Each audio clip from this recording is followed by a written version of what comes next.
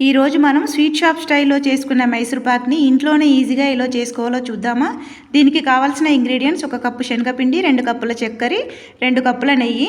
First ఒక tray తీసుకొని నెయ్యి రాసుకొని పెట్టుకోవాలి. తర్వాత అడుగు మందం గల ప్యాన్ను తీసుకొని స్టవ్ మీద పెట్టుకోవాలి. మరొక సైడు ప్యాన్లో నెయ్యిని వేడి చేసుకోవాలి. ప్యాన్లో చక్కెర వేసుకొని 1 కప్పు వాటర్ పోసుకోవాలి. చక్కెరని కరిగించుకోవాలి.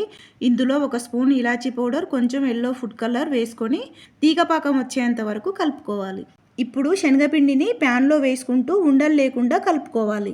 ఇప్పుడు పక్కన నెయ్యిని కొంచెం కొంచెం తీసుకొని ఈ ప్యాన్లో వేసుకుంటూ కలుపుతూ ఉండాలి. ఇలా ప్యాన్లో నెయ్యి అంతా కొంచెం కొంచెం వేసుకుంటూ కలుపుకోవాలి.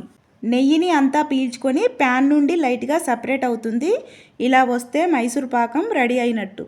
ఇప్పుడు నెయ్యి రాసుకున్న ట్రేలోకి దీన్ని పరుచుకొని చాక్తో కట్ చేసుకొని పెట్టుకోవాలి.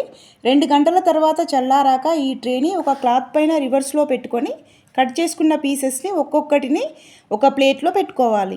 ఇంతే, ఇలా ఈజీగా మైసూర్ ప్యాక్ చేసుకోవచ్చు. సేమ్ స్వీట్ షాప్ స్టైల్లో మైసూర్ ప్యాక్ రెడీ. ఈ వీడియో నచ్చితే ఒక లైక్ చేసి కామెంట్ చేసి నా ఛానల్ని సబ్స్క్రైబ్ చేసుకోండి.